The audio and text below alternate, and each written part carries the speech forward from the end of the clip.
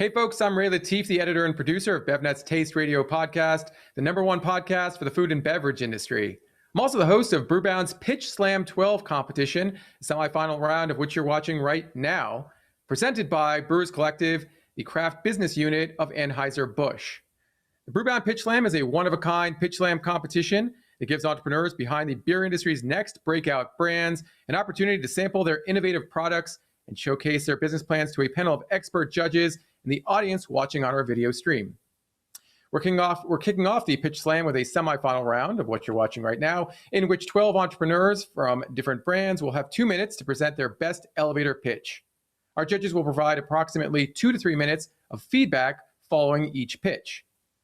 After all of the brands have presented, the judges will pick 5 brands to move on to the final round, which takes place on Thursday. The 6 finalists will be chosen by audience vote. At the end of today's semifinal round, we're going to show a list of all the participants and a number next to the brand name. Viewers will have an opportunity to vote by texting the number corresponding to their favorite brand to a phone number that we'll provide later on. You can also call that number to vote. The winning brewery will receive a $10,000 digital advertising package on brewbound.com. Additionally, Brewers Collective will provide the winner with multiple opportunities to connect with craft founders, as well as industry veterans and specialists across different functions, gaining access to invaluable insights and state-of-the-art resources to support their growth. They'll also receive lab testing and quality assurance support through Elevate QA, a new initiative launched by Brewers Collective that provides free lab access and assistance to craft brewers. Let's meet our fantastic judging panel. Start out with Ryan Lake, who is a principal with Arlington Capital Advisors. Ryan has 20 years of investment banking and commercial banking experience and has sourced, structured, and negotiated debt and equity transactions for beverage and restaurant companies. Next is Jason Murphy. Jason is the beverage product and program innovation manager for Buffalo Wild Wings and leads the strategy for the largest draft beer program in the country, overseeing 1,200 sports bars in the US and Canada, over 36,000 draft lines, and over 3,300 active brands. Next is Oshana Egan, who is the founder and creative director of Blind Tiger Design, a Seattle-based creative strategy and marketing agency specializing in the unique needs of the craft food and beverage industry. Last but certainly not least is Dave Bracey, who is the co-host of the popular Drinking Partners podcast and the co-founder of Fresh Fest, America's first Black brewery festival. Really excited to have this judging panel. I know they're going to offer some great feedback and advice to our semifinalists. Speaking of our semifinalists, let's get to our first one of the afternoon. That is Justin Collins, who is the CEO and brewmaster for Warcloud Brewing Company. Justin, how are you? Good, sir. You? Great. You ready to present? Yes, sir. Rock and roll. Fantastic. Your 2 minutes will begin now. Everybody, Justin Collins, Warcloud Brewing Company. It's a 10-man team just east of Los Angeles. Our motto and our philosophy is absolutely to stay unconventional. We're true students of the game. We learn anytime, anywhere, by any means necessary. That allows us to be more adaptable and allows us to be malleable when we see things happen. It also allows us to keep our fingers on the pulse. Right now, we're Gypsy Brewing, but we're making our transition to professional. We have a location set. This is the beer that actually brought us to that point. The Irish Gorilla is an Irish cream pie stout with lactose, Madagascar vanilla, marshmallow graham cracker pie crust with a hop roster of Centennial and Mosaic. Judges, it's 11.5, so take your time with it. It was actually barrel aged in rum barrels. Right now, it is $8.95 on singles alone. For us, the real concept behind our beers is the artwork and also talking points. We believe that our demographic is vast, so we can have a human connection with people. This artwork is really the backstory. The lots of guys are Irish, and then we knew that Hannibal of Carthage, one of the great war generals who marched on Rome back in 212 BC, definitely had the unconventional mindset. So it's all about learning history. We try to take it worldwide by word of mouth. And for us, having this beer and making this beer is something special because now we have a home. So contestants, judges, thank you. Well done, Justin. All right, let's get to the judges' feedback. Oshana, let's start with you. Justin talked about the artwork of Warcloud as differentiating the brand from other brands out there. Did you see it that way? I do see it as a unique brand, but it also has a lot of aggression to it. So the beer tasted a lot of intense flavors, so it did match with the branding. But I'd say that there's some polarizing effects of the brand in that it really is only targeted in one direction in terms of what audience would want to be attracted to that. Yeah, Oshana, you mentioned the taste. I think this is the first time I've ever heard of an Irish cream pie stout, which sounds incredible. A lot of flavors going on. Yeah, indeed. Day, did you get to try this product? And if so, what do you think of it? Yeah, no, I mean, I thought the beer was amazing. It, I've experienced Warcloud in the past, and it's right in line with their branding. They do not hold back on the flavor and the punch. And I'm a big stout guy, so I was kind of privy to that. I like the originality of the can with the Irish flag with the gorilla and whatnot. Yeah, I mean, I think that it's market ready. It was one of my favorites that came in the pack.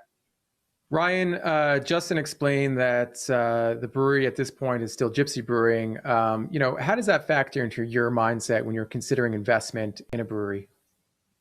I mean, we're sort of agnostic, and most of our clients, if they're on the sell side or the buy side, are agnostic too towards whether they're brewing in their own facility, Gypsy Brewing, contract brewing. It's really about the quality of the product, how scalable it is, what the margins are. So Gypsy Brewing can be a great way to get started, and can be a great way for some breweries to run for a long time at pretty low cost. So it can be a really good model.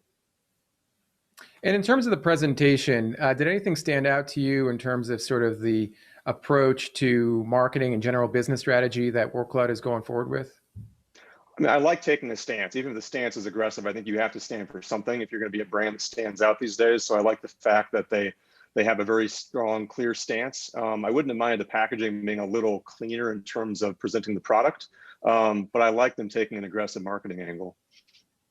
All right. Jason, you get the last word. When you think about this type of product, this type of brand, what to you is really important to consider if they want to eventually get into a place like Buffalo Wild Wings and get on the draft lines at the chain? Yeah, specifically at a Buffalo Wild Wings, we don't sell a whole ton of Imperial Stouts, so it's definitely a niche product, one I would consider in package, but draft would be difficult. But as I think about just craft tap rooms in general, I think it makes sense certainly as a rotational product. At least you'll see how many kegs you can sell, and maybe you bring in a few more, but it's definitely a niche product to start off with. Okay. All right. Great feedback. Great start to the competition. Let's move on to our second semifinalist of the round. That's Lauren Frederick, who's the Vice President for Metazoa Brewing Company. Lauren, how are you? Hi, good. How are you? I'm doing well. Thanks so much. Are you ready to give your pitch? Yeah, let's hit it. Fantastic. Your 2 minutes begin now. Drink beer, help animals. Our motto is simple, but our story, our beer, and the passion with which we have built both are anything but. Metazoa Brewing Co. is an Indianapolis-based, pet-friendly brewery and tap room founded in 2016 by animal lover and home brewer Dave Worthington. Dave and his family have been animal lovers for many, many years, but he began imagining the unique impact a brewery could have if it were able to make approachable, world-class beer and then donate a percentage of profits to animal sanctuaries, such as the ones his family loved. That's how Metazoa was born. Now, Metazoa is special for many reasons, but with only 90 seconds left, I will boil them down to 3. First, when we started Metazoa, we made a promise, a 5% promise. From day one, we committed to 10 animal charities and to our community that we would donate 5% of all company profits to animal welfare organizations. With our eyes on that mission, we've been able to donate over $100,000 to animal charities within only 4 years of business, an achievement that was celebrated not just by our team, but by Forbes magazine last November in their feature. Secondly, our pet-friendly taproom and dog park space offers our community's animal lovers a special place to connect and share a pint. This powerful experience, combined with the award-winning products we offer, has uniquely positioned us for success in this increasingly competitive market segment, which leads me to our third differentiator. The Metazoa team brings an elite level of talent from a variety of backgrounds. On our brewing roster, for example, we have a mix of creative experimental brewers, local and regional production brewers, and a brewmaster who served as head brewer for 15 years at Goose Island. Over the course of their careers, these talented men and women have collectively brought home 30 GABF medals, 13 World Beer Cup medals, and just this year, an Alpha King Challenge Award. 2020 has been tough on all of us, but Metazoa is driven by the commitments we've made to our community and to the charities we serve. We have a plan for continued growth in depth and breadth over the next 5 years and are attending Pitch Slam in hopes of meeting industry leaders who want to learn more about Metazoa and experience what it really means to drink beer and help animals. Well done, Lauren. Thanks. All right. Jason, Lauren talked quite a bit about the mission behind Metazoa, what it stands for. Didn't hear a lot about the beer, so let's ask you, what are your thoughts on the liquid? Yeah, I got to try a couple of the beers, a double IPA and the Two-Headed Lobster, which I learned was, I think, a bronze medal winner at this last year's Great American Beer Festival. So first of all, that's important to have those kind of credentials behind a beer when you're considering bringing something like that into a Buffalo Wild Wings. But specifically to the Two-Headed Lobster, I thought it was a pretty good beer. It had that good creamy mouthfeel that you would expect out of a hazy IPA and a good, easy drinking citrus flavor. So from a Buffalo Wild Wings perspective, it's definitely one that I would consider bringing in on tap. Day, as a consumer of beer, someone who's tried a lot of beer, someone who knows what great beers are all about, how much does it matter to you when you are drinking a beer, when you are buying them, that there's a mission, that there's a reason behind their brand? And how much of that, in Metazoa's case, resonates with you? Well, a lot of it resonates with me because the product was phenomenal. I mean, that was first and foremost. Like that double IPA, the Puma Thurman, was everything that I like in beer. So I mean, first and foremost, I enjoyed that, and then to hear that they do have a message is even better. I think that moving forward, to differentiate yourself from the pack, would help to build a culture and a cause moving forward. A lot of people like to get behind that. A lot of people, they're not so big into brands anymore as they are into people and causes, that they can support. If they don't like a person, they're probably not going to buy their product. And if they think that their dollars are going to go to, ill causes, then they probably won't as well. So I think it's great, important. I like the product and the mission behind it. So yeah, it's great. And Oshana, did you get a lot of that mission? Did you understand a lot about the brand? Was that made really clear based on the packaging that you see in Metazoa? Building off of what Dave said, I'd say that the brand has huge opportunity in terms of connecting with people on the messaging. I think the brand could do a better job with communicating that through their logo system and other outreach. It took a little bit of digging to find out all the amazing things that they're doing within the community and different outreaches that they have already. So just bringing that forward and having that be a more prominent part of what their brand message is through visuals and otherwise, that's a huge selling point for them. So letting people really have that be the first thing that they see rather than having to dig for it would be an opportunity. And Ryan, we heard good things about the liquid. We heard good things about the mission.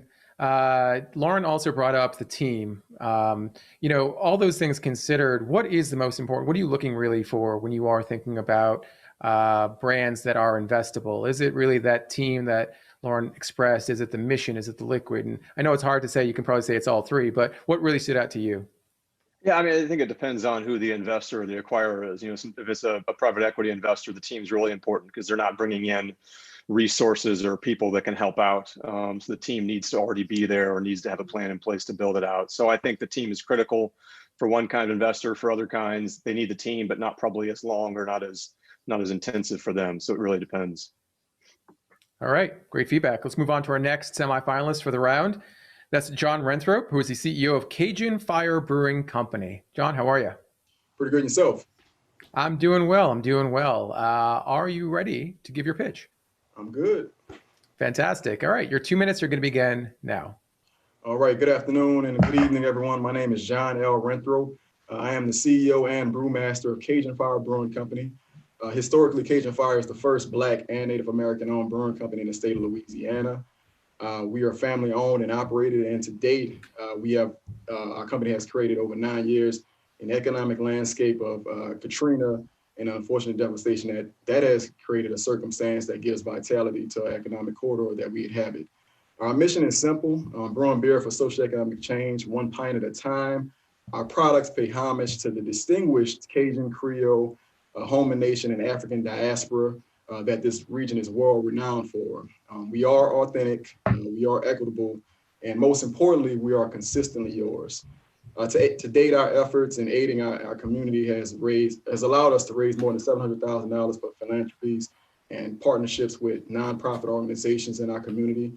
We are an advocate for all kind of community philanthropies. In our efforts with our products, they've allowed us to go into all kind of different markets, specifically given the pivots that we had to take during COVID. We've also expanded our reach and territories into 4 different states, as well as experience international export virtual trade missions. So, our impact has been quite significant, but however, our work is not yet done. We do consider ourselves pioneers in the industry as we are going into uncharted territories for people that look like me in this industry. So we hope our efforts are not lost in the just the mitigation of reducing the amount of people that can, engaging the amount of people that can take part in this multi-billion-dollar industry. Thank you for your time. I know our time is limited. Please reach out to us at drinkcajun.fire.com, watch us grow, see our impact, and most importantly, taste our beer. Have a good day. Thank you. All right. Well done, John. Ryan, let's start with you. I saw you nodding several times during John's presentation. It's tough to really express what you are in just 2 minutes. But what do you think of his presentation, and what really stood out to you? Yeah, I love the community focus. I love New Orleans to start with. It's a great city, but I love the community focus. I love the ability to give back by running a good business. I think that's an amazing thing to be able to do. And I think the fact that they are so laser focused on helping people in their community is really incredible. I think it's easy for a consumer to purchase something when they know that not only is the product taste good, but it's helping out either people in need or helping give more opportunities to others. Jason, in terms of communicating what the brand is all about, do you see your diners and the folks at Buffalo Wild Wings who are eating there and drinking there on a regular basis, does that kind of social impact that John talked about really resonate with the end consumer? Is that something that's a little bit more difficult to express? It's difficult to express, but it's definitely something that's important. We are a national brand, but the people who come and dine with us are local diners, and they care about what's going on in their community. So while it's really hard to get that the ethos of their brand across in just kind of a snippet of our beverage menu, we always love to work with partners like John at Cajun Fire to figure out how do we invite them into our sports bars and tell their story and really get to work with them and the missions that they care about. So it's something that we're looking to do. So I appreciate their work, and on top of that, their liquid is really good too. So certainly both the honey and cream stout that I tried are products we consider giving a tap on to. And building off that day, in terms of that communication that Cajun Fire is doing, what you heard from John, are there any things that you think, they need to sort of dial up in terms of their communication, or sort of refine to really share exactly what they're doing and highlight the great things that are happening with the brewery? Yeah, so I thought, the Big Chief was amazing. The honey, I thought it was going to be much more honey. It was very well balanced. But yeah, I didn't look at it and see Black-owned brewery on the package. I didn't see, native-owned brewery on the package.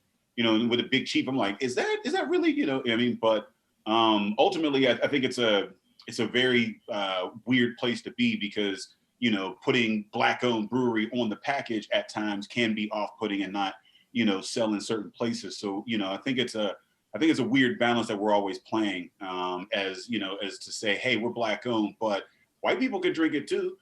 So it's just, so I think the packaging was amazing. If it was on the shelf next to any other brand, it would be something that I would pick up, just to kind of give it a further look, and then maybe somewhere else on there say, hey, Black-owned. Oshana, along those lines, what are your thoughts on the packaging, the branding, and how Cajun Fire is presented and positioned on shelf?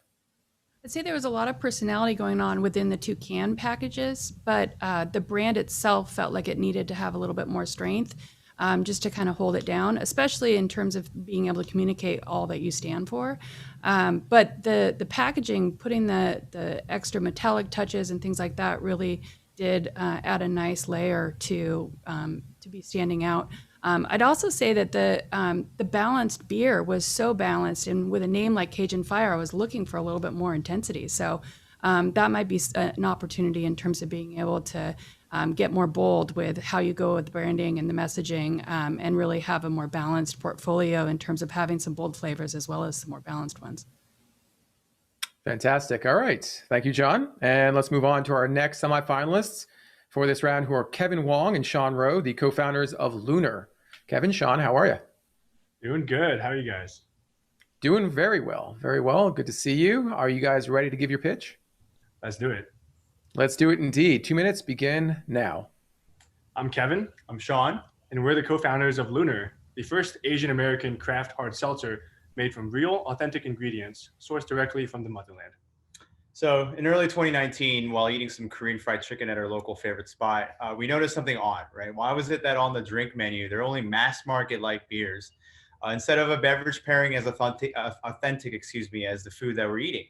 Why wasn't there a drink that proudly celebrates the flavors that we grew up with during our childhood? So we, did some research, and not only did our online search results come up empty, it was very apparent that the craft hard seltzer code hadn't yet been cracked. So we decided to take matters into our own hands. 2 busy years later, filled with recipe formulation, lots of brewing, and back and forth trips to Asia, we finally felt like we had done it. We first launched our yuzu flavor this year, which is made from real yuzu fruit, grown in Japan's coastal Shimane prefecture, and captures the fruit's iconic full aroma and tartness. And next week, we're launching our second flavor, lychee. It's made from real lychee grown in Thailand to properly highlight the fruit's tropical sweet and sour notes. And so far, we've been getting really great feedback, and people love it. And we credit a lot of it to the fact that we just use real ingredients, right? No artificial sweeteners, no natural flavors. And make no mistake about it, these are deliberate flavors that we selected, ones that have special significance to us, right? Whether it's the cold winter yuzu, honey citron teas that I grew up with, or the street vendor lychees that Kevin grew up with in the streets of Taiwan. These are all stories and meanings and memories that are associated with these flavors and fruits that we wanted to share with the rest of the world.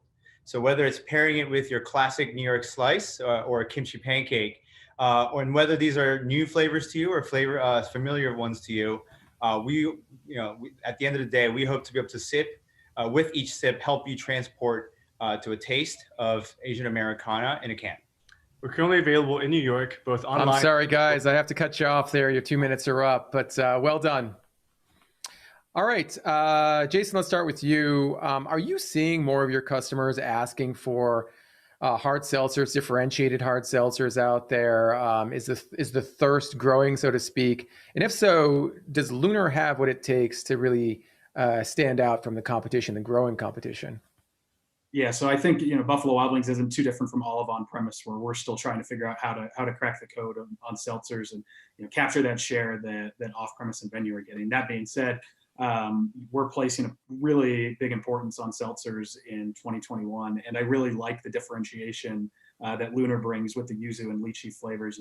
It's a sea of berry and mango flavors out there right now, which are great, but it's nice to be able to provide differentiation to our guests and allow them to kind of customize their flavors in the way that they want to. And those two flavors, yuzu and lychee, are going to pair really well with food. So I think it's a nice differentiator in a very crowded category right now. Day, Kevin and Sean, it was very clear on their slide, it's Asian Americana in a can. What do you think of that communication in terms of how they're trying to position themselves as a differentiated hard seltzer?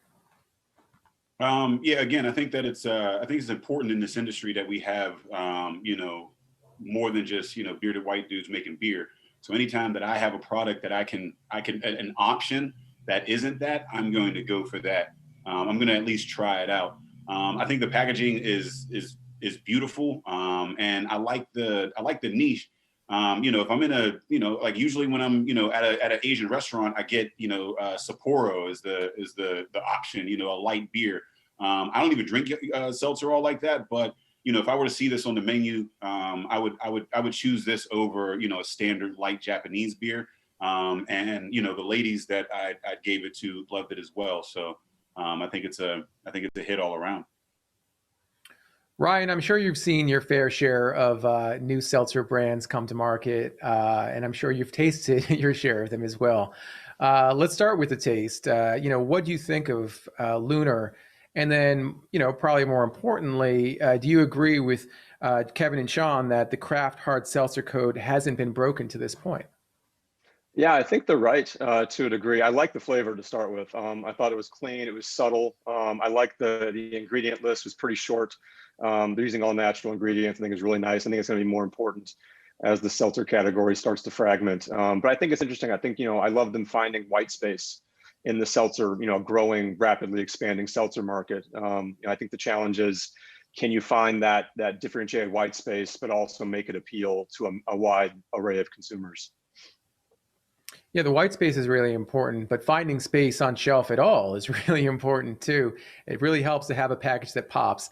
Oshana, what do you think of the packaging, the branding, in particular the use of a vertical brand logo on the can?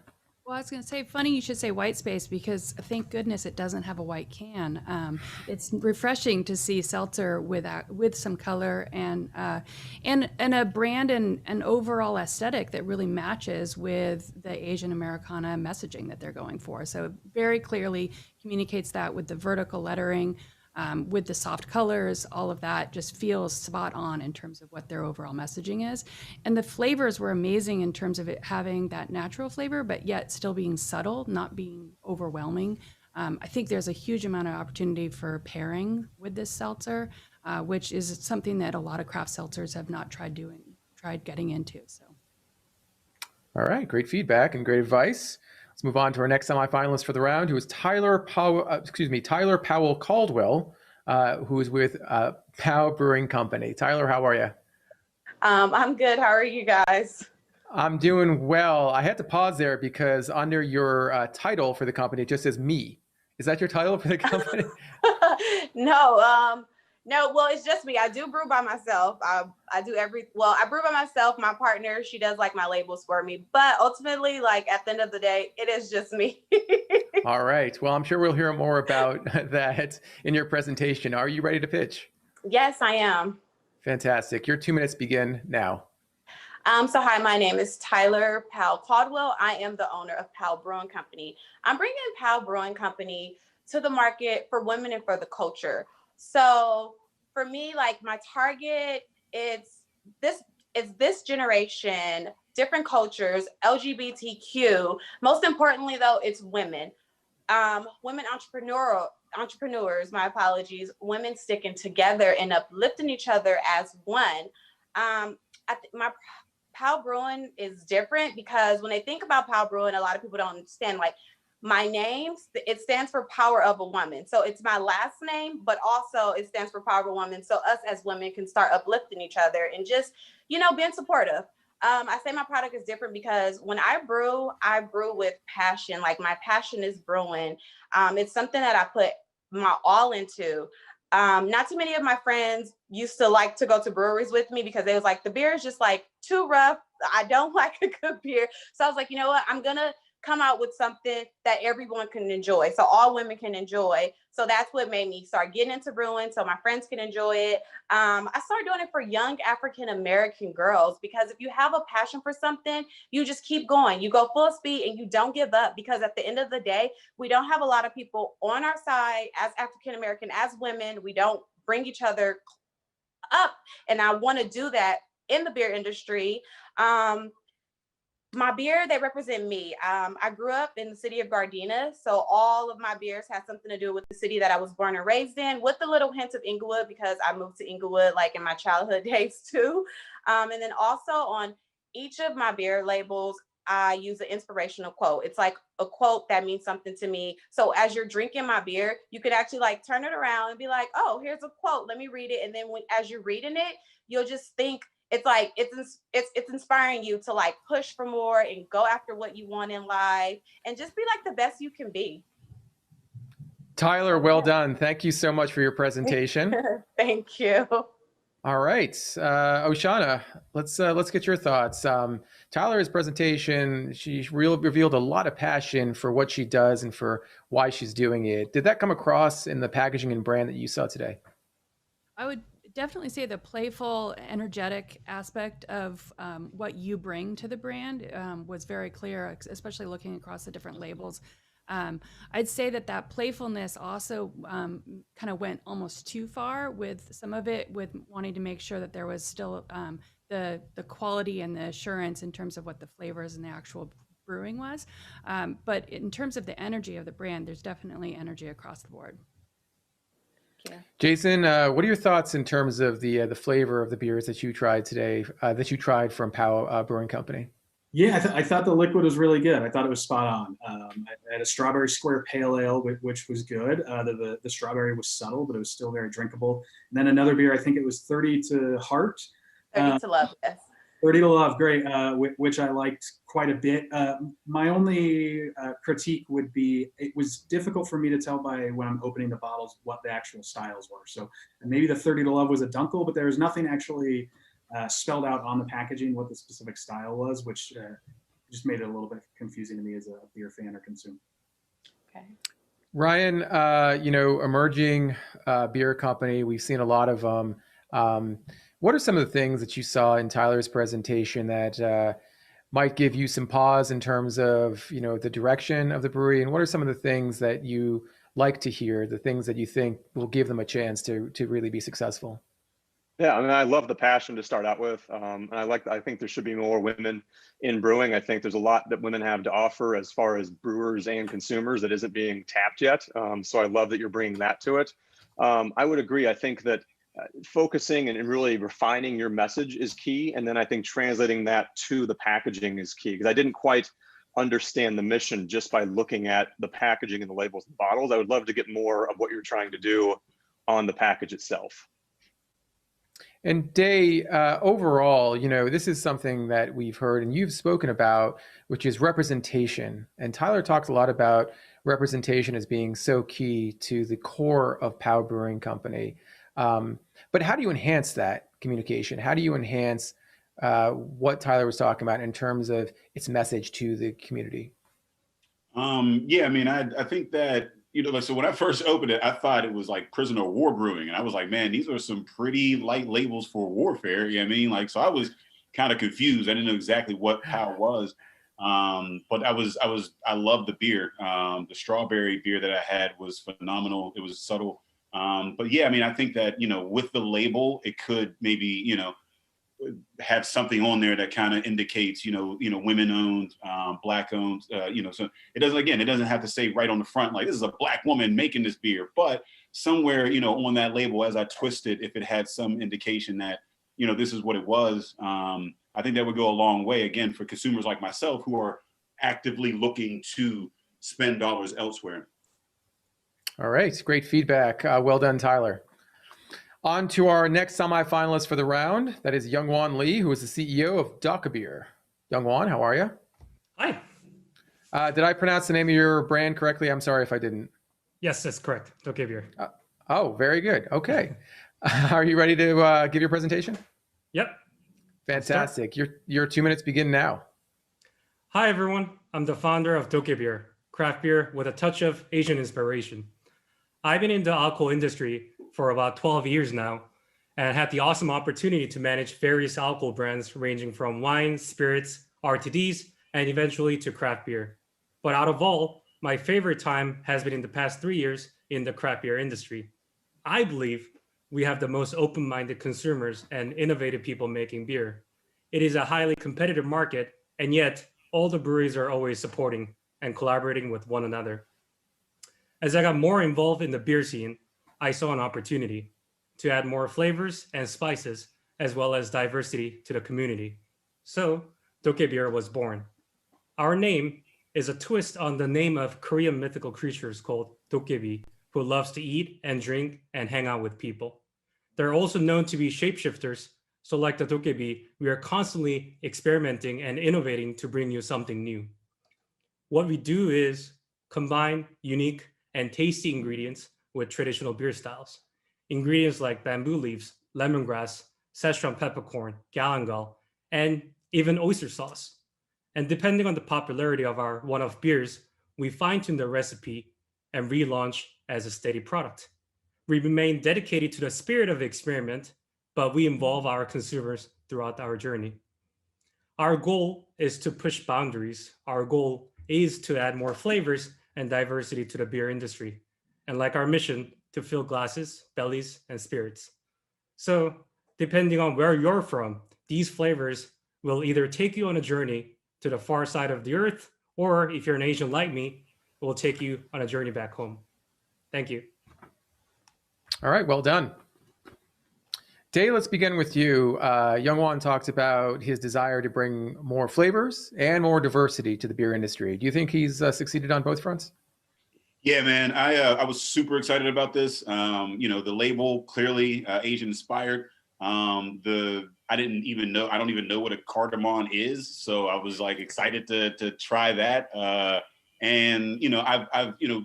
even when back when I first started Fresh Fest, I was saying like the Asian communities, the Lag communities, all these. I want to taste what they make at home in a beer, and this is that. It's like, what are you making at home that you would just got something laying around and you throw the rest into a brew? That's what this tastes like. It tastes like, I could just be chilling at the crib with one of my Asian friends having some dope beer and maybe some fish. You know what I mean? So shout out to them. And I like the packaging and the ingredients as well. Yeah, let's stay on the packaging. Oshana, Youngwon was talking about those esoteric ingredients. I think he mentioned oyster sauce is one of the ingredients that they're using in their beer. Are those ingredients identified well enough on the can to help differentiate what Dokkaebier is doing versus other brands out there? The flavors and the uniqueness of that for those that have not, that aren't familiar with all those uniqueness, I think it could be clearly explained or even illustrated on the packaging. But in terms of the overall presentation, the packaging was a beautiful lineup, very consistent, very clean. The branding clearly communicated the Asian inspired story. One opportunity on the storytelling, though, is the playfulness of all the flavors and the different things going on, especially with the inspiration around this mythical being. What an opportunity to have some fun and bring out that character and do some more, have some more fun with it, and not just have it be that clean lineup. But overall, professional lineup, beautiful look. Everything had a really consistent matching with the balanced ingredients and the balanced flavors. Jason, in terms of the positioning of Dokkaebier and its ingredient sort of centric focus, do you think that this brand could have mainstream or widespread appeal among beer drinkers? Yeah, definitely. I mean, you see that the consumer's palate is becoming a lot more adventurous than it's ever been before. So as they begin to or continue to experiment with different ingredients that you're not used to seeing in beer, which is something the craft beer community is very good at, is adding things into beer that you don't think should be there. And so as Dokkaebier continues to do that, kind of push those boundaries and just be edgy and exciting, I think it's something that they'll be able to gain a lot of eyeballs for, and then hopefully also a lot of share through it too.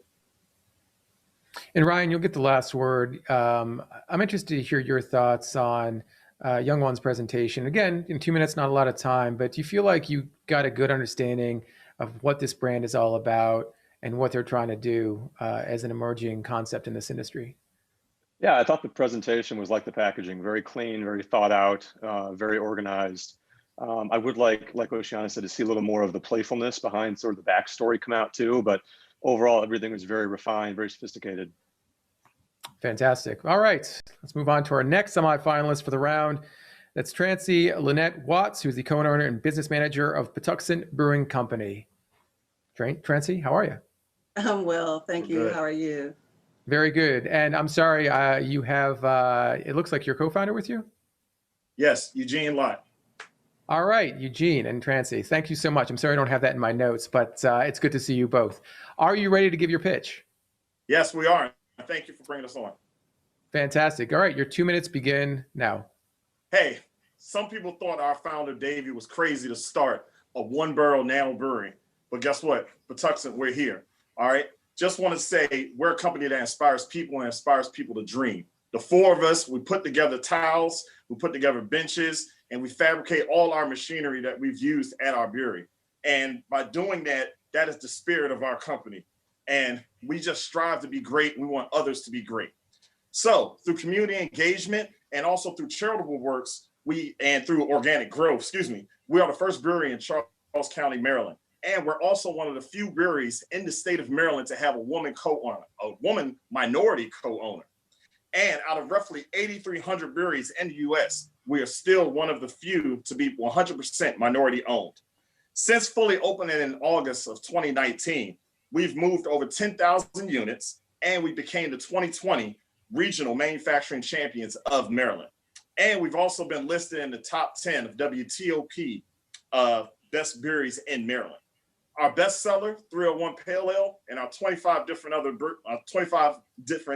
beers, have worked to bolster tourism in the Charles County area. And there isn't another craft brewing facility within 20 miles of us. So let us tell you about just one opportunity that we have here for a major market. African Americans in Maryland alone spend an approximate $96 billion on products. Our immediate counties have some of the largest populations of affluent Black people with a median income of $92,000. Clearly a respectable market that builds a case for us to begin increasing supply and demand right here in our own backyard, or what the go-go community so fondly calls the DMV. Even bigger than Maryland, African Americans in the US spend on average $578 million alone on just fresh beverages. Patuxent Brewing can and will advertise to a population that desperately craves and deserves direct marketing.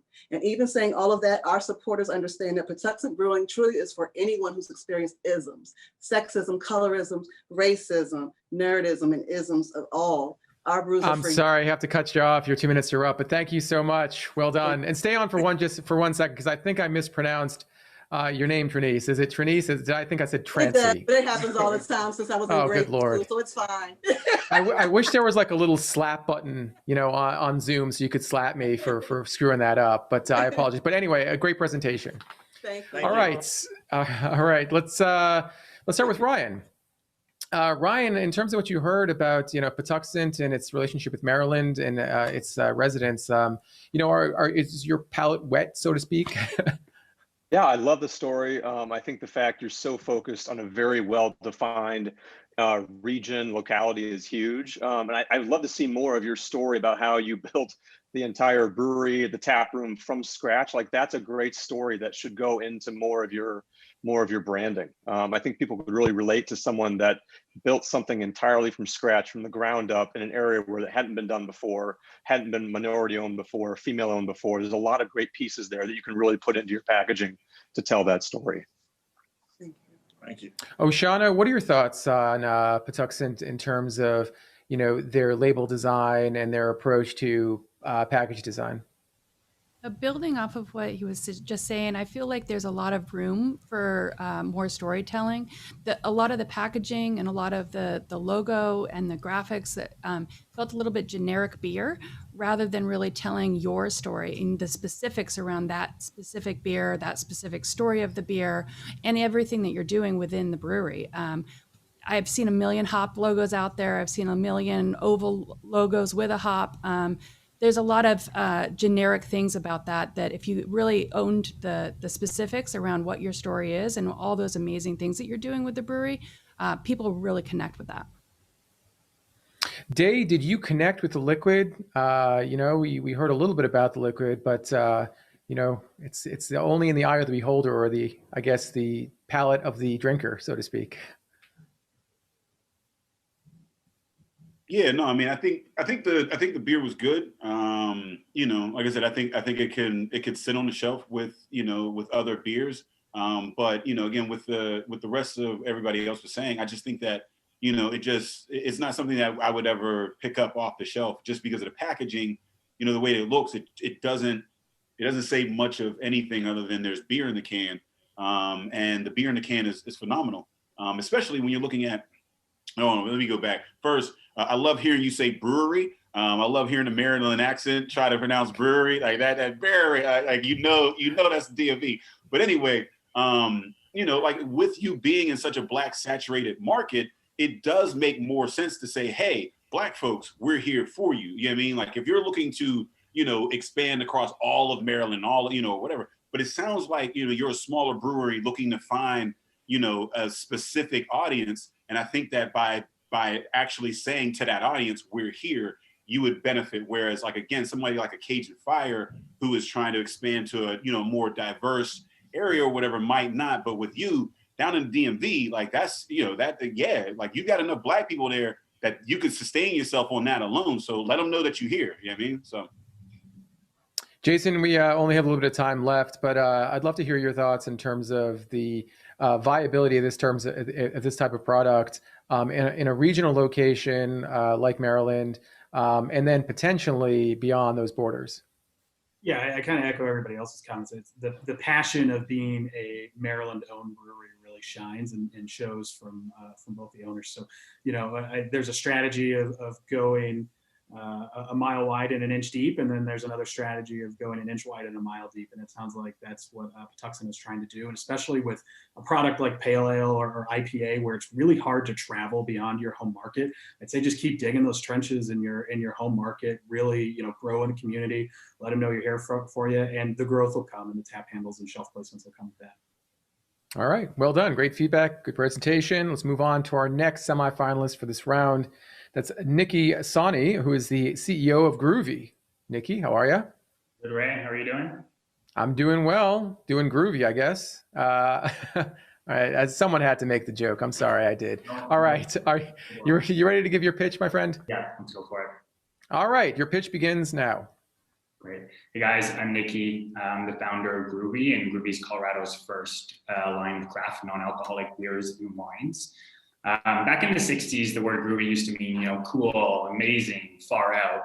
And we're really trying to bring that word back to what was pretty much considered the most uncool category out there. But let me tell you, it's not going to be like that for long. Judges, I feel like I don't need to sell anybody on the NA category anymore. I can point to trends in Europe and the lifestyle changes, but you guys are all so in tune with the news and the industry and looking at the data. We've seen the success of Heineken 0.0, the fast growth of other craft NA breweries. So I think it's fair to say NA is here to stay, and the market opportunity is absolutely massive. So I wanted to specifically tell you about Grüvi. Grüvi is different. We are not just a non-alcoholic craft brewery. As you can see by our branding, our efforts, our product lines, we're building something truly unique and different here. The Grüvi customer has a set of needs and values that are currently being ignored in this category, and really will continue to be ignored once other kind of alcoholic breweries enter the space. What we found is the Grüvi customer has an opinion. They stand up for what they believe in. They're confident in decisions they make, and we're building that brand to represent them. In Colorado, we launched a year and a half ago, quickly became the best-selling NA beer and wine in the state. Recently have expanded to 6 other states, signed some large distribution and retail agreements to start next year. So we're super excited about that and building the team as well. But more than that, in addition to producing great products, we really prioritize doing well in our community, volunteering 1 day a month, donating our product, reducing our environmental impact. Because we really want to create this environment in society. Nikki, I'm sorry I have to cut you off. Your 2 minutes are up, my friend, but well done. My last line was just cheers, so there it is. Cheers indeed. Jason, Brewbound's reported on the growth and interest among non-alcoholic beers, and I wonder what you're seeing on the ground in the trenches, and what you think of Grüvi in terms of this emerging category. Yeah, it's growing. It's definitely a segment we're paying a lot of attention to. We've got Heineken 00 on, as Nikki mentioned, and it's a product that's outperformed our own expectations. So we're keeping an eye on the entire category. There's still a lot of room for someone to make a name for themselves in the craft non-alc space. There are definitely some players, but you're seeing it grow. My question is, are the consumers going to gravitate more towards a brand like Grüvi that's known for being a non-alc beer? Or are they going to go to one of the trusted big breweries who's starting to come out with their own non-alc beers? And so it's just going to be a race to market. And I commend Nikki and Grüvi for being a part of the game. Well, my question is often about taste. And I think that comes to the forefront anytime you mention the word non-alcoholic beer or the term non-alcoholic beer. Does it taste good? What does it taste like? Day. I wonder, what does this product taste like? How did you appreciate it? Yeah. So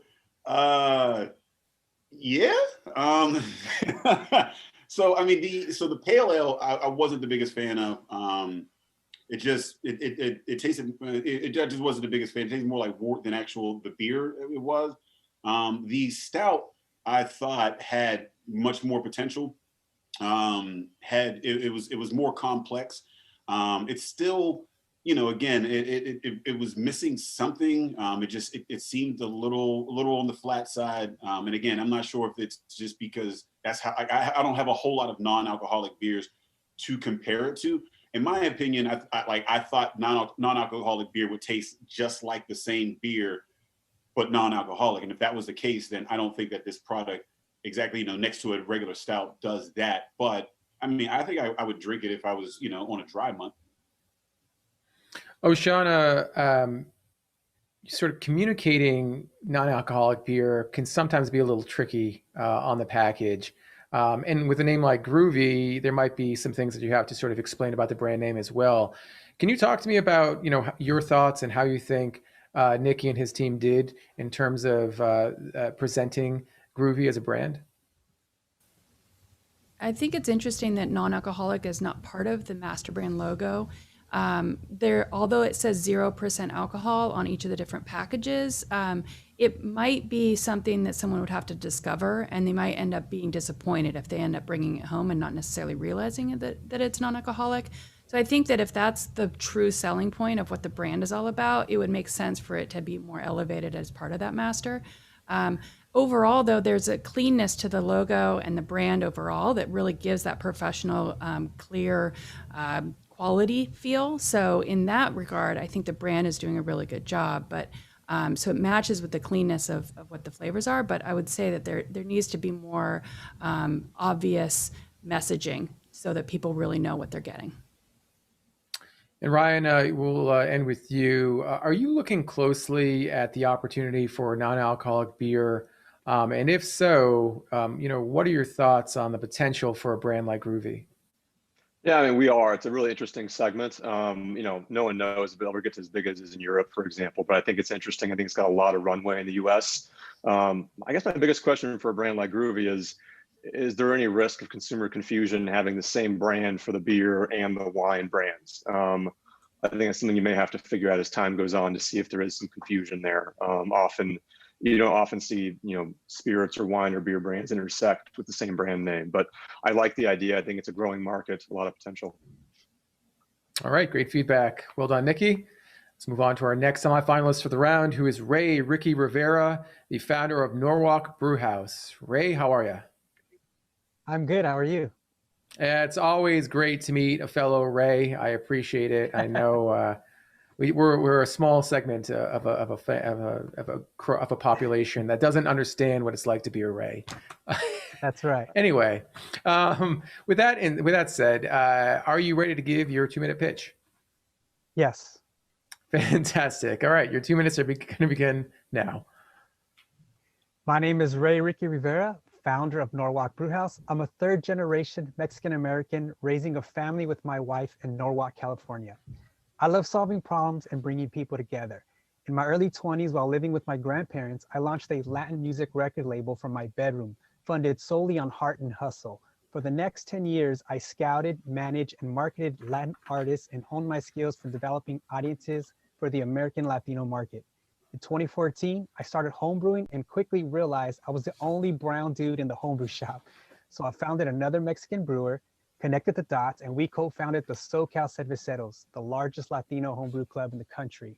My music world and my beer world would collide soon. In 2019, we attracted 1,500 people to our second annual Coachella Beer Fest. 95% were Latino. As festival producer, I handpicked 50 brewers and curated a program of live Latin music. That's when it hit me. A beer company is like a record label. I can develop, market, and distribute beer brands like I do with artists. With that in mind, I created Norwalk Brew House. Norwalk Brew House is a startup beer company set up as a three-part business. The core business, focused on mass market growth, is our self-distributed contract brewed brands. Our target consumer is the American Latino who might know Shock Top and Blue Moon, but is relatively new to craft beer. The second part is our innovative B2B marketing activations, like the Love Fights Back Beer Project, using a social cause, music, and creative exclusive content to build brand awareness. The third part is our incubator program, where we leverage the SoCal Cerveceros to source and develop new talent, offering developing brands an economical way to test product in the market. By partnering with Latino-owned breweries to contract brew, we create an ecosystem of Latino beer companies, which positively impacts local economies and influences diversity in the beer industry. Thank you. Thank you, Ray. Well done. Oshana, let's start with you.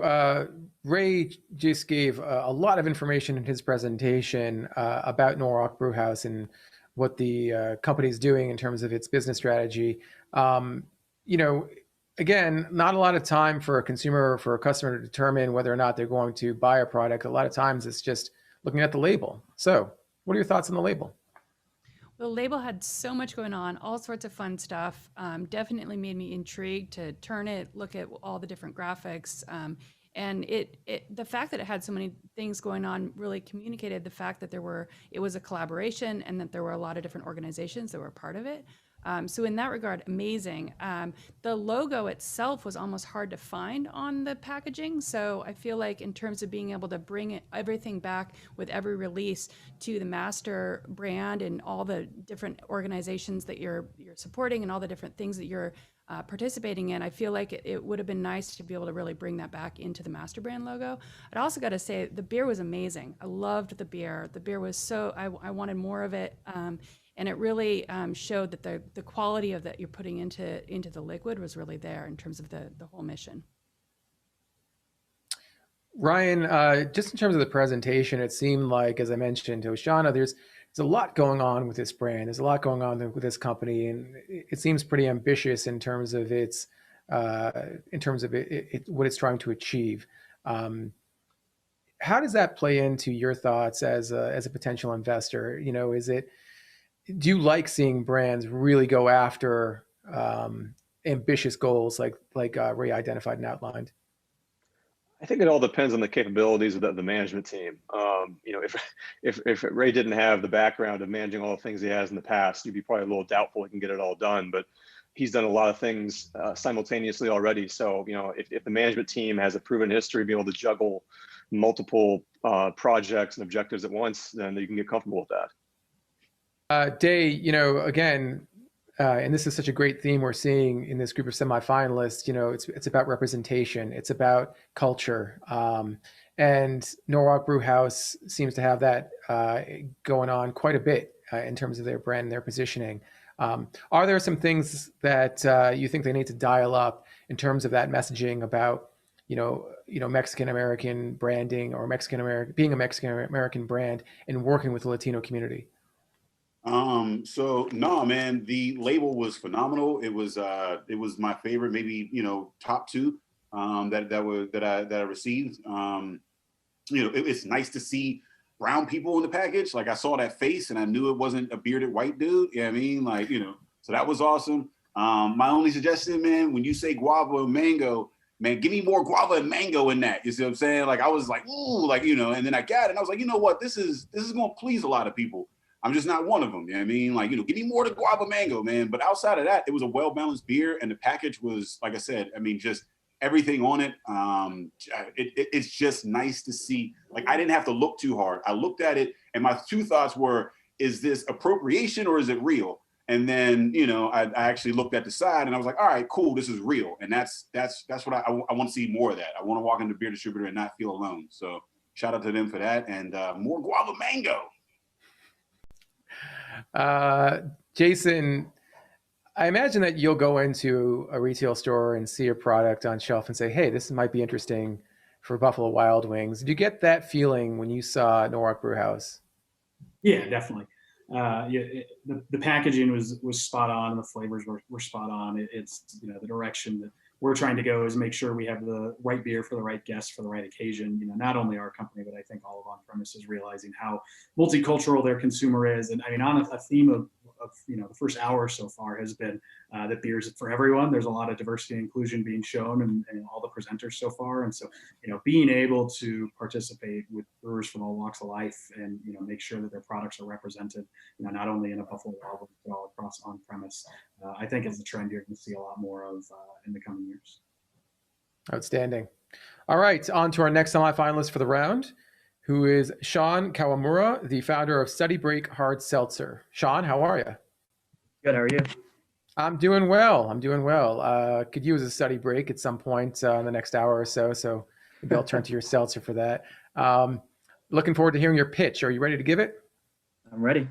All right, your 2 minutes begin now. Hi, everyone. My name is Sean Kawamura. I'm the founder of Study Break, a cocktail-inspired hard seltzer brand based here in Los Angeles. And I recently graduated from USC, and it was there I got the idea during my sophomore year. What sparked the idea for Study Break was pretty simple. Noticing there wasn't a drink that my friends and I really wanted to drink.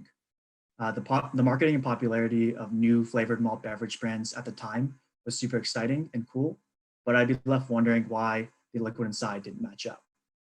I eventually got curious and did my due diligence and found this is all too common of a problem. Curiosity got the best of me, and I dove in headfirst with R&D to create a solution my friends and I could enjoy. It was a hobby, definitely not a business at the time. I learned a lot through the process, eventually came up with a drink I could be proud of. As we perfected the formulations, I wanted to create a brand that resonated with our generation. I noticed during college that the balance of work and play was off. Working day and night was the norm, and the hey, I'm way too busy was all too common to hear.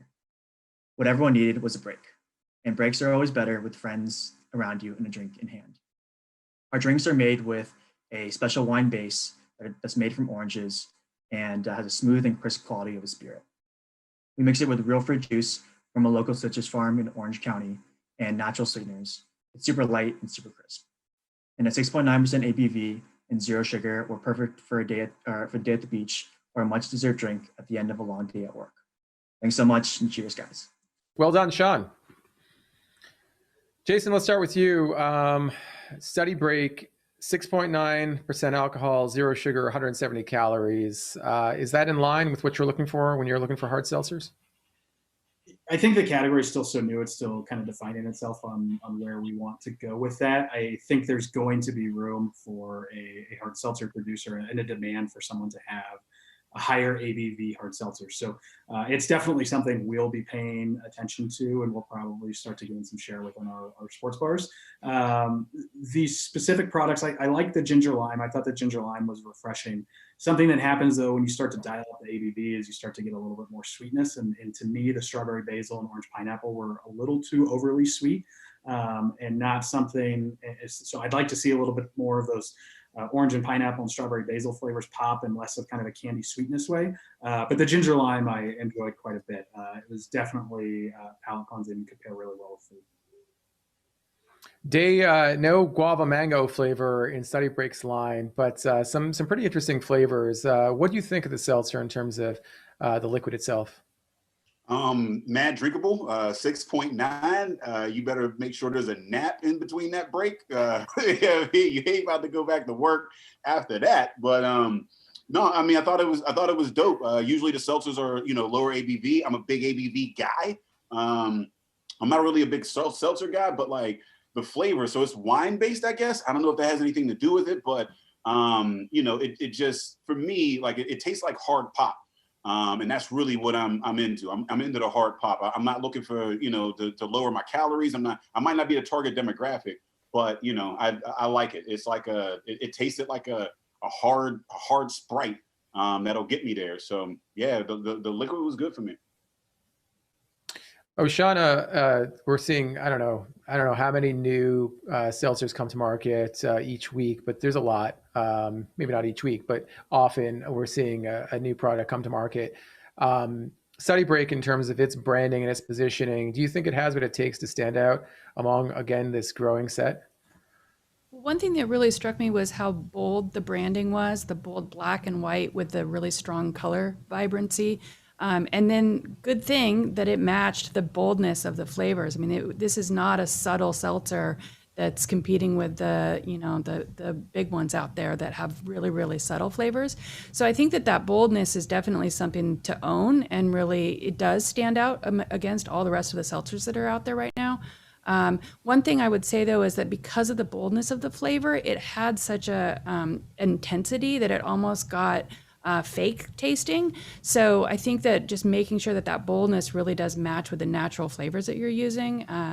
And then in terms of the branding, I would say make sure that those flavors are really key. So don't just rely on the colors, but really add the flavor indicators, maybe add an illustration, do something so people really know what they're about to taste. Ryan, how do you evaluate new hard seltzer brands coming to market? What are you looking for in terms of differentiation? And do you see it in Study Break? Yeah, well, I mean, you're right. There is a lot coming out. It does seem more by the week. And I think it's an interesting category. It's still exploding in growth. There's a lot of opportunity to see new subsegments, whether it's higher ABVs, stronger flavors, target demographics. So for us, it's all about looking at something that we think is sustainable, that can show high repeat buy rates, velocity, something that can corner a certain part of the market, whether that's geographical, whether it's stylistically, price point. But I love the packaging on this. I think the packaging really stands out. It looks youthful, but still sort of professional at the same time. So, I think they've got it off to a good start. It's about proving you can, get that repeat sale rate going in your target market. Great feedback. Well done, Sean. On to our next semifinalist for the round. That's William Teasley, who is the co-founder and brewer of Conso Brewing. William, how are you? I'm well, everybody. How are y'all? We're doing well. I'm doing well. I don't know if I can speak for all the judges, but they look like they're doing well. They look like they're having fun. All right. You got 2 minutes. Are you ready to give your pitch? Let's do it. Let's do it indeed. Your 2 minutes begin now. So I'm William Teasley, and I'm a co-founder of Conso Brewing, located in Atlanta, Georgia. Conso was founded by 3 friends, myself, Corby Hanna, and Kevin Downing.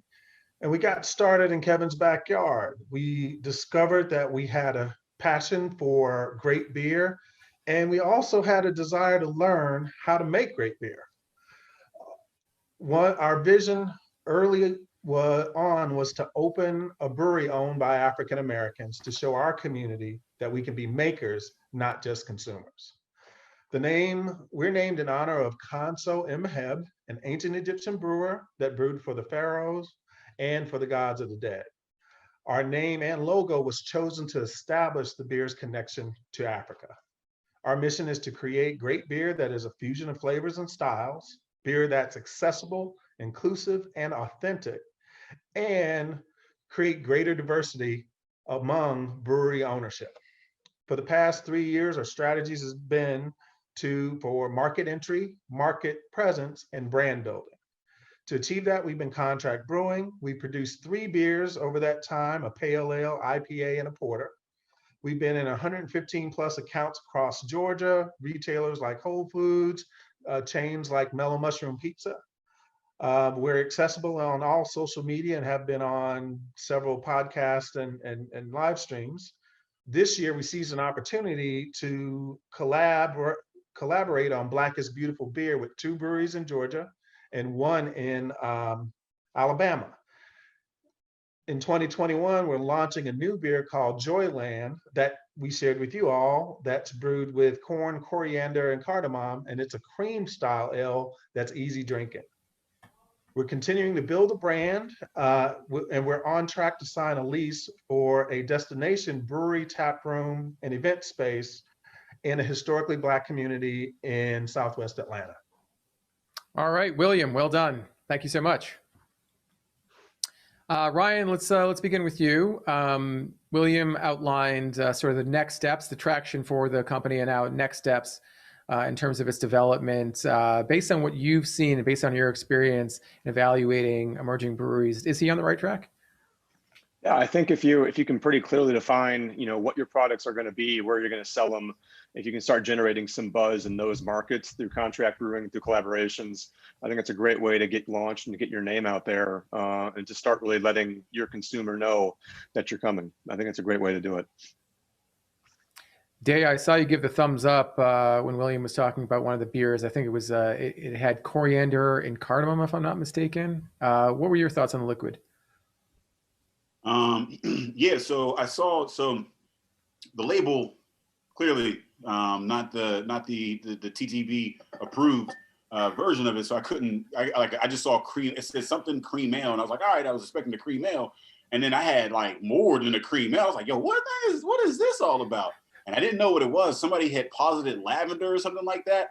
To hear coriander and cardamom. Cardamom, I didn't even know what it was, and here I am twice having it in this this thing here. So shout out to that. I thought it was amazing. Again, the label, man, that's a whole nother thing. But what's in it once the government allows you to sell this to the public, yeah, it was pretty good. Oh, Sean, it might be hard to evaluate a label that's not fully fleshed out yet at this point. But can you give us your thoughts on what you saw and what you might have seen in the presentation? Well, I'd say in terms of the overall branding, though, with the logo, there was clearly an Egyptian-inspired brand. There must have been a story behind that. So even if I didn't see everything and there wasn't a fully thought-out label, there was at least enough going on within the logo that it gave an indication as to what the story could be behind the brand.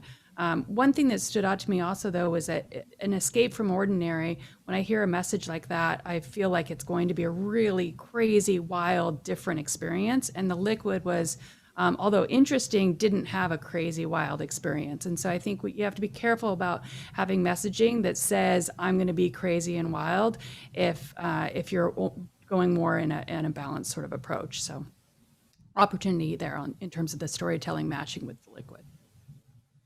Well, perhaps crazy and wild will resonate with the customers at Buffalo Wild Wings. Jason, what do you think about the potential for this brand at your restaurants? Yeah, I kind of had similar thoughts as Day did when I was trying the beer. I opened a cream ale expecting a cream ale, and it was definitely something a lot more, which is a good and a bad thing. I was expecting a true cream ale experience, which it didn't necessarily hit on that, but it did hit on all these other different flavors that, just looking through their lineup, it looks like Conso is really, going for are those different exotic flavors, which you need to make sure you're able to tell those stories through the name of your beer or through the branding or however that works. Because again, I've got a one-line segment of my menu dedicated to the beer. And if it doesn't fulfill on that description of what the guest are expecting, they might not order it a second time. But overall, I thought the liquid was good and interesting. I'd really love to try some of the pale ale, porter, and IPA that William said he's already got volume cranking for. All right. Well, perhaps William can send you a few cans after the semifinals. All right, let's move on to our final semifinalist of this round. That is Brad Parks, who's the co-founder and president of Mask. Brad, how are you? Hey, I'm good, Ray. How are you doing? I'm doing well. Great to see you. Absolutely. And Thanks for having us. excited to hear your presentation. Are you ready to give your pitch? Yep, absolutely. All right. Your 2 minutes begin now. Well, good afternoon, everybody. My name is Brad Parks, and I'm the co-founder along with my wife, Bibi, of Mask Hard Tea. I think that Bibi and I are like a lot of people in that we like to entertain and drink with friends on the weekends. However, like most people as well, we have things to do the next morning. We want to feel good. We like to stay active. We like to work out, and there's always things to do around the house. That being said, every weekend we deal with the age-old question of what are we going to drink this weekend? So there's beer, but that makes me feel bloated, lazy, tired. There's wine. That's going to give me a headache tomorrow morning. There's liquor. I may not get up at all tomorrow morning. And then there's maybe I won't drink this weekend, and that's just not a lot of fun. So no matter the choice, we're always left with the same two questions. Number one, why do we feel bad after we drink? And number two, if we are going to drink, can we at least have something that's going to provide some sort of health benefit to us, maybe even counteract some of the negative effects of alcohol? So to get answers, we began looking at the ingredients in the alcohol that we were drinking and started to realize it wasn't only the alcohol that created undesirable side effects. It was the base as well, the fillers, mixers, preservatives, and chemicals. So not being able to find what we wanted in the market, we decided to create Mask. We knew we wanted something that was all natural, easy to drink, and unique. So when we formulated, rather than starting with the alcohol and saying, what can we mix with this to mask the taste of alcohol, to hide it or to make it palatable, we really worked backwards, and we started with the other ingredients and focused on developing a really solid base that not only tasted great, but had the health benefits we were looking for. So we started with organic yerba mate, we flavored it with organic superfood juice, sweetened it with monk fruit and blue agave, and then we finished it with organic adaptogens. Then we added the alcohol. So essentially, if you were to remove the alcohol from Mask, you've got a functional tea that you could sell at the organic section in a grocery store. And that's really the difference. Our ingredients mean something more than just empty carbs and calories. So we truly believe that Mask provides a better way to drink. Thank you. All right, well done, Brad. Thank you. Interesting approach for sure. Brad mentioned that if you took away the alcohol, you'd have a pretty highly functional beverage. That being said, he has a hard tea. In your opinion, are more and more consumers thinking about drinking healthier in terms of functional ingredients when it comes to alcoholic beverages? Yeah, I think they're leaning that way. I think that everyone's trying to watch what they put in, and whether it's a matter of taking out the bad things or adding in good things, they're going sort of one of those two directions, or maybe that's a spectrum they're going along from one to the other. But I like the idea. I think hard tea is a space that's ripe for disruption. The category leader there has owned that for so long that everyone sort of knows that there's bound to be some fragmentation at some point. So I think it's a good space to target. Oh, Shauna, it's pretty much impossible to say better for you on a can of hard tea. So how do you do that if you're Mask? And, how did you think Mask did in terms of sort of communicating what they're all about?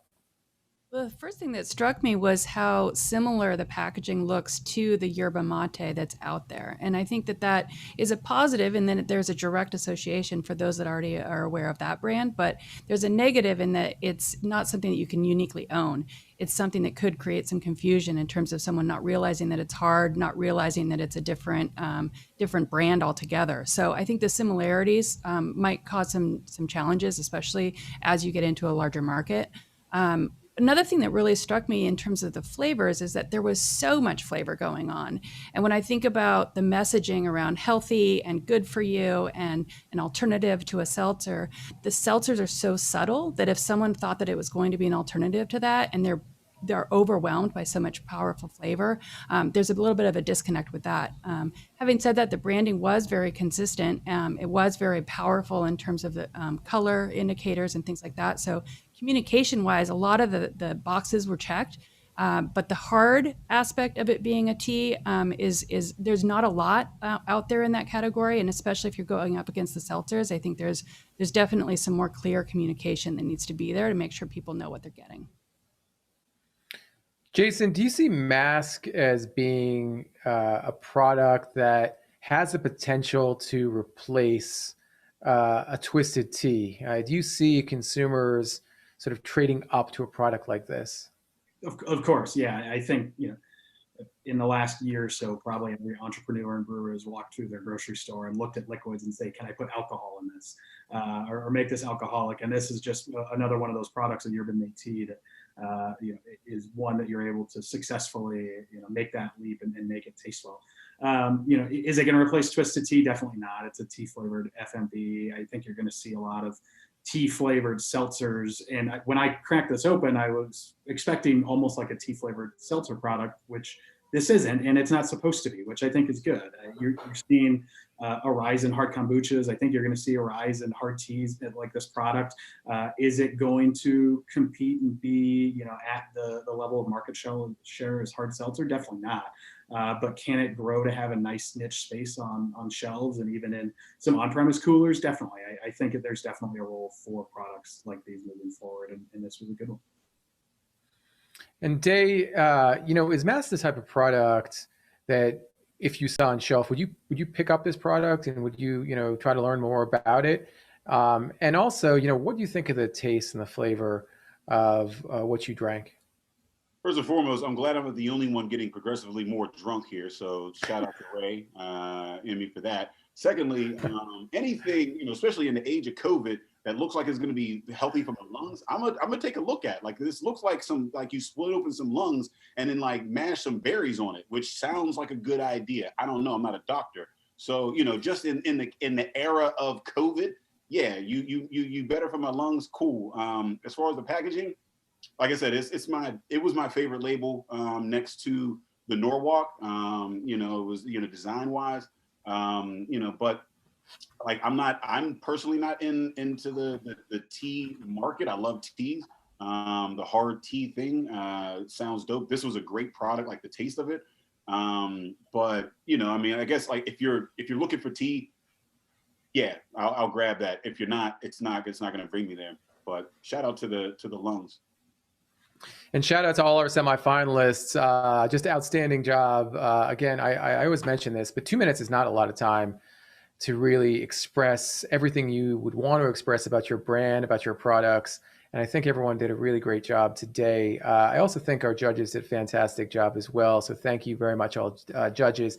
Before we reveal the audience voting information, I'd just love to speak with our panel quickly about some general thoughts they had on the presentations and perhaps some general pieces of advice for these 6 brands that are going to be moving forward to the finals. Ryan, in terms of business planning and business strategy, what are some things that you thought the semifinalists did well in terms of communicating their intentions, and what are some of the things they really need to highlight going forward?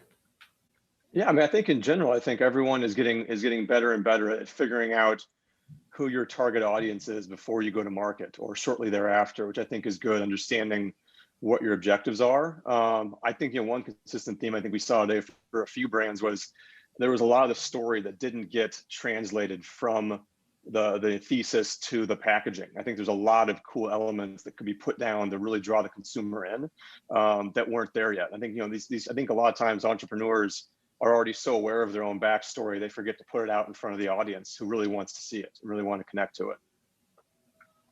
And in Jason, in terms of an on-premise destination, are these brands thinking well enough about that part of the business as much as they need to the off-premise? I think a lot of them are. It's so hard to tell a story on-premise, a lot harder than it is to tell a story in the off-premise. So it's all about figuring out, one, you got to have good liquid. And I think we got to try a lot of good liquid during these presentations. And then it's just figuring out how are you going to break through the clutter. There's so many breweries. There's so many breweries producing seltzer and beyond beer. There's so, especially in the on-premise, there's so tiny handle space. I don't have that much room to work with. So it's all about, having the sales and the story and the liquid good enough to kind of break through the clutter. And I think we definitely saw a lot of that today with, a lot of the flavor forward, fruit forward, ingredient forward ideas that were presented. So kudos to all of the semifinalists who presented today. Mm-hmm.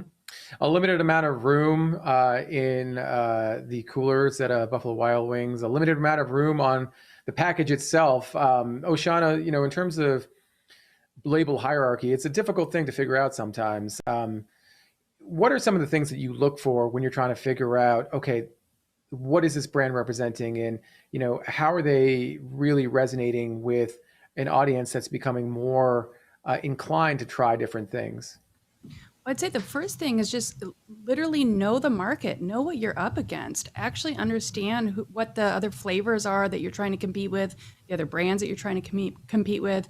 Some of these new emerging categories, they're not defined yet. There is no specific hierarchy. There is no consumer behavior that's been established yet. And so you really have to make sure if you have bold, crazy flavors, communicate that, because that might be your selling point. If you have a brand that has a lot of community base, a lot of story, that that needs to be clear all the way down into just that logo. Especially think about just a tap handle, or you think about just a line on a menu. You might not have a huge opportunity to tell the story across a whole label or even a full can wrap. So you really have to be able to condense it down into a very concise, what is the clear first thing that I want someone to know about me. And like it was said earlier, I mean, you might know about you, but no one else knows that. And you have to rely on that brand, that logo, the can, the tap handle, all of those little moments are opportunities for you to be telling that story. In terms of hierarchy, there's also a big opportunity in terms of thinking about the flavors and thinking about the style, especially with these new categories like seltzers, hard teas, things like that. People just don't understand how to understand the flavors yet. They're still looking for interpretation of that. They're looking for flavor cues. They're looking for pairs with. They're looking for some of that extra detail so that they know what to even do with these new flavors that they're not used to experiencing. And Day, certainly the most diverse semifinal round we've had in the history of the Pitch Slam, which is, amazing to see. Articulating diversity can sometimes be challenging. What are some of the most effective ways to really say, this is who I am, this is what I represent, and this is beer? I think it's every day. It's looking at your supply chain. Are you sourcing hops from like a diverse place? Online, are you supporting like various efforts that are going on? Because the customer. We could talk about like me coming in blindly to a place and then judging it on a shelf. But that's not how brands survive. They're not looking at just the random person that's gonna happen upon them. They build that up, and when you build that up, then you get people to go and look for your product. And I think that's what a lot of folks, especially starting out, need to do, is build a community base of people to support them, and then that whole word of mouth is huge. So that like Oceana was saying, like, yeah, I mean, that label can only say but so much, but like your efforts and your work that you're doing before that to even get to that. Like, to be honest, I have a system where I go and buy the ugliest label on the shelf, because if you made it here despite that, you clearly are doing something well, right? You know what I mean? Like Coors Light has a great label, you know what I mean? But do we want to drink it? So, I think it's what are you doing? You know what I mean? What are you doing behind that is going to really, get people to come out and look for it. And then it makes it sought after. You know what I mean? Like, people are going to go, hey, I'm in search of that because I like that mission. I'm in all these different groups. Everybody's in the beer groups. They're always in search of what makes somebody in search of something. It's not the label.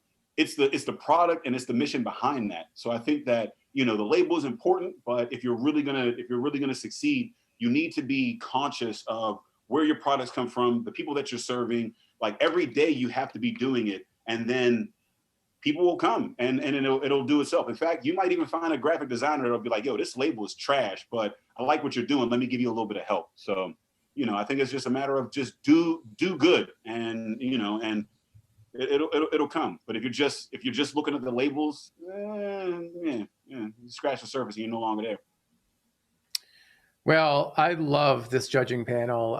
You guys are so fantastic, and I can't wait to see how you figure out, who these 5 brands are that need to move on to the final round. I'm sure it's going to be a tough decision, but that's what we're going to ask you to do. All right, so right now the judges are going to convene and deliberate, pick 5 brands to move on to the finals. Audience votes are really important. So those viewing at home, we're going to reveal this leaderboard right now, the voting board right now. And you will have 30 minutes to vote for your favorite brand. Again, there's a number that corresponds to your favorite brand. You can text or call that number that you see to vote for that brand. It's really important you do so if you want that brand to move on to the final round. All right, we're going to reveal all that information shortly after the audience vote is over. The judges, once again, are going to go convene and pick the next finalists to move on. So in the meantime, thank you all so much for watching. It's been a pleasure to have you. And once again, thank you to all our semifinalists. Just an amazing thing to see today. Signing off for our amazing team at BevNet, Nosh, and Brewbound, I'm Ray Latif. We'll talk to you next time.